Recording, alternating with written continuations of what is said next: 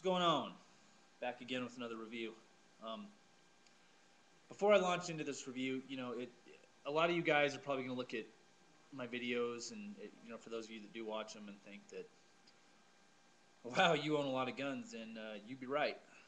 Um, I've been buying guns since I turned 21 in 2003, and I haven't stopped since, and I don't plan on it.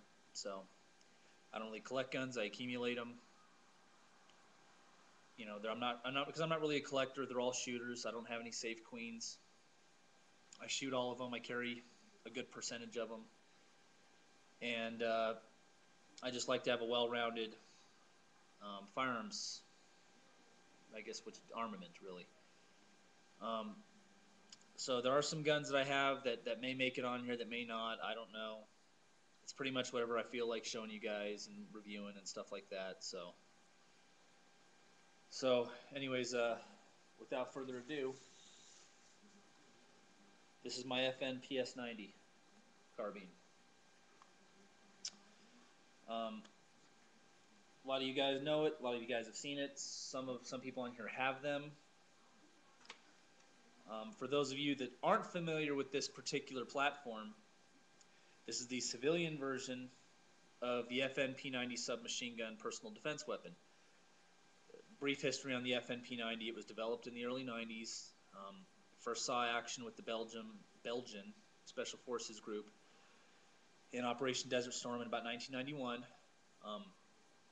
The first government agency outside of Belgium to buy them was the Cypriot National Guard in '99.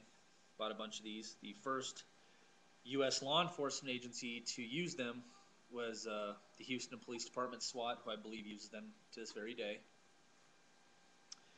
I actually own an airsoft version of this gun. The airsoft is the P90 triple rail model, because I've always wanted one of these ever since I was a kid, or ever since I first saw them. They did not become available for commercial sale on the civilian side, in this configuration with the 16-inch barrel, until about 2005. They typically run, if you look at impact guns, these are going now for about, I don't know, between 15 and 1700, I think, from impact guns. I think Bud's Guns also has them for between 15 and 1700. I bought this guy brand new for $8.99. Out the door, it was $924.45.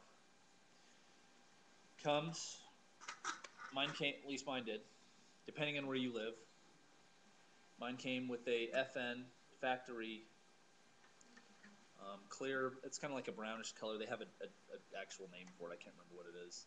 50-round magazine.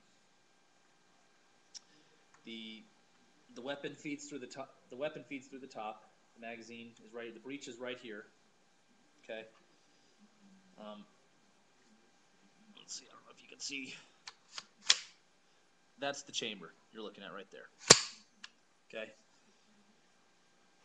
The spent casings eject out of the bottom. It's a fire selector right here. I don't know if you can see it really because I'm on a webcam, so I can't really zoom in, but you'll see that white. That's S for safe, and then you'll see a 1 that's in red. That's for single shot. The airsoft one that I have has like S1 and like F or something. It's something to signify fully automatic fire. Anyway, so I would disassemble it for you guys, but I don't think I really need to, because there's a lot of videos on there about it. If somebody wants me to disassemble it, you guys can send me a comment or something. I'll take it apart. I don't care. But if you look at Mikhail718, he has an OD green version of this, and he disassembles it and pulls out the trigger group and everything. It's really simple, and its bolt sort of works off of like a modified AK-47 system, or the AK system really. And and the way you want to load it, of course. Okay, so it's out. slide the magazine in here, that little notch there right at the end. You just sort of push down on it. Okay. There we go. Yeah. That's a little easier if I do it like that. Mine's always been kind of stiff. I don't know why. It just is. I don't know. Who knows? You will see it has a M1913 NATO style Picatinny rail on top of it. If you want to mount like a scope or red dot side optic, a flashlight, whatever, you can. I'm not a big red dot person. I've got a cheap BSA red dot sight that I bought from Big Five a little while back. It's okay, but I like iron sights. I'm old school like that. I like iron sights. If I were to mount something on this, it'd probably be like a nice EOTech, and those are like $300-400. I may still do it though. You never know.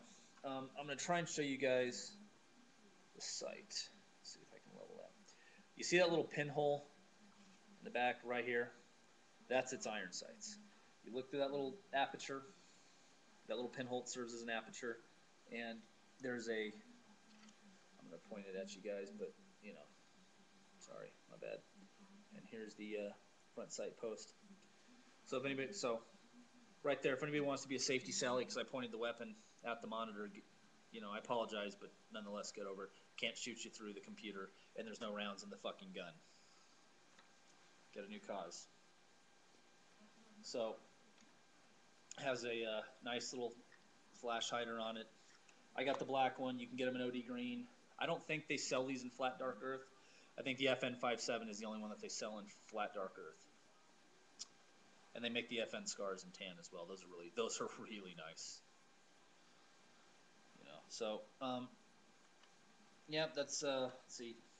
Oh, you can get a sling and mount it here, and I think it can clip and hook up here in the front. I want to get an FN sling, but I don't know. They're like $88 for an FN factory sling. And the thing about me is I'm kind of, unless it's like Magpul or something like that, you know, I prefer to use factory parts on my guns. I just do. And speaking of FNs, my next gun I'm going to buy, I can't decide. It's either going to be the FN57 pistol to go with this, or it's going to be the new FN striker fired pistol that they came out with, a 9mm. I held one of those yesterday at the gun store. They're fucking nice. They have a manual safety on them, but of course you don't have to use it. And I'm a big Glock guy. I like Glocks, but it's everything the Glock is and a little bit more. It's fucking nice. So you can get them black, two-tone. I like the two-tone. So I don't know. Let me know what you guys think about that and think about this.